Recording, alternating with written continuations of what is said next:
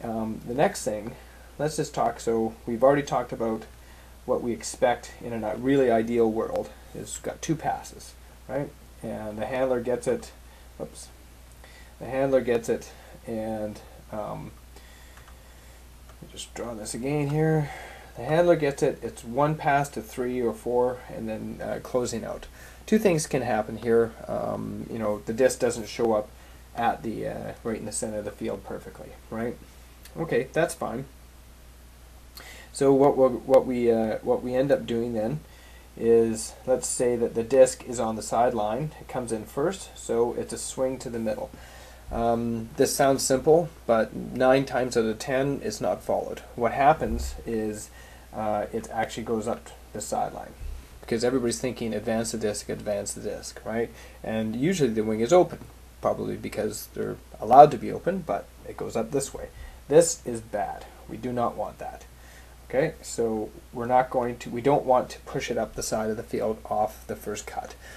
The disc comes in. If it's going to the side, it's as fast as possible. You get it here to the middle, to the primary handler, as fast as possible.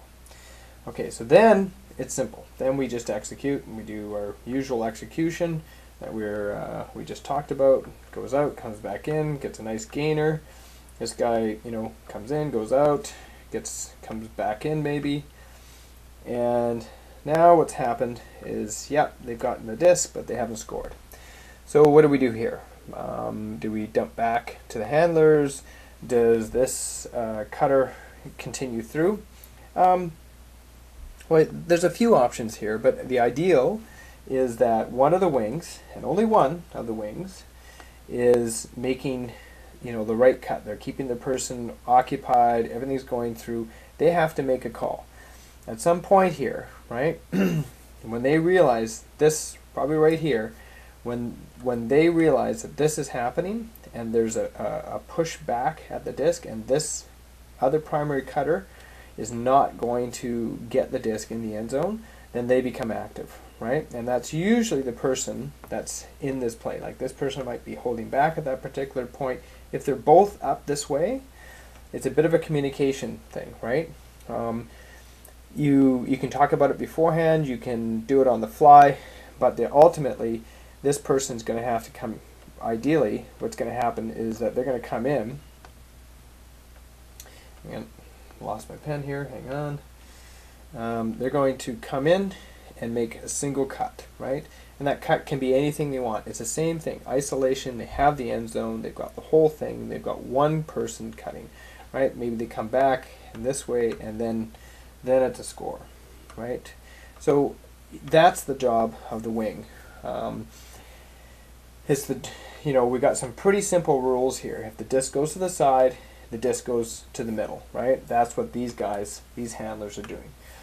This primary handler, what they're doing is just advancing the disc to the big cut down the middle of the field. The two cutters, they get the yardage. That's what they're supposed to do. They need to be, 3/4 or more of the field is consumed in that first two cuts, and then it becomes a different game. The wings, they have to keep the play they're open for their cutters, and they have to be able to get open to close out the play, right? Pretty simple. Okay, so let's talk a little bit about what some of the things that can go wrong here. All right, let me get another field. All right, here's our end zones. We've got our 3 handlers. We got our 2 cutters. We have our wings. And here, okay. So I talked a little bit about trying to move the disc up the sideline. I talked about the first cutter coming in. Those are mistakes that we make. The offense makes. What happens when the defensive players are doing something to screw up the play? So let's talk about the first look, and probably the most damaging is that, let's say you've got a defensive player. I'm looking down this side here. This is usually, the mark is straight up. The mark is a little bit over on these sides. There's 2 players marking here, but this guy is marking over here, pushing them aside. The first cut has happened. They've gone out really deep and they're coming in hard. They're wide open. This guy realizes, the wings defender realizes what's happening, right? So the disc is going up, and we all know what's going to happen here. This guy's going to come in, and like so, and he's going to get in the way and get a defensive block, right? Okay, so there's only one way to stop this. You have to punish the poacher, and you have to punish them really hard and fast to make sure that this guy never does that again, right? As a long-time poacher, the one thing you absolutely do not want is to let your team down and look like an idiot. It's great to get the glory, but boy, when you poach and you get burned, it's embarrassing, and you won't do it again. If this team knows how to punish a poacher, then that's it, right? You're probably not going to continue doing it. If you continue doing it and getting punished, you're going to get pulled, or your team's going to freak out at you. Okay, so there's a way to stop this, but it's really important because if this happens, it's a communication piece, right? It's usually a creep. It's not the guy, but the movement. This person starts to creep this way, right? So as soon as the wing notices this guy's not active, he's not pushing this way. If it's a creep in, it's going out, right? Hey, I'm long, right? Poach, poach, poach, poach. These defenders, these handlers, they have to communicate back to the primary handler, right? You've got to poach, right? Just to keep this guy from coming in and committing this. Don't put that up. This look is off, right?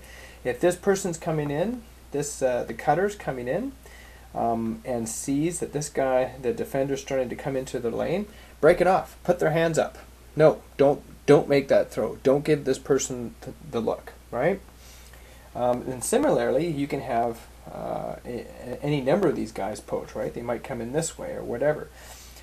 If there's no huck, option here, and this guy's going long, and this guy continues to poach, right? Execute something different to punish this person, right? At that point, it's handlers taking control. Cutters are out of the mix. Save your breath. Wait for the next open field. This handler can come straight up this way. He can come back, get the disc, do something like this. Get the disc to this person at this point, right? Number one, don't reward the punisher. Number two, punish them if you can, right? The poacher. So if this guy's going long and he can hit him, great, go for it. Hit that long, put it up, right? Because this defender shouldn't be happening. And if there's no one in the back, perfect. If you haven't got it, if it's not happening, get it to a handler, and then this guy comes back in. Okay, so that's really all you have to do on the sideline there, right, to prevent that guy coming in. But it's got to be active. It's a lot of work to keep that person active, and it's a lot of communication. And those other two handlers have to be responsible too, right? This handler and this handler have to be talking to the primary handler and making sure things don't go up. The cutters as well have to make sure that they recognize the poach and their hands are up, saying, no, this guy's coming into my lane, he's poaching in, ain't gonna happen.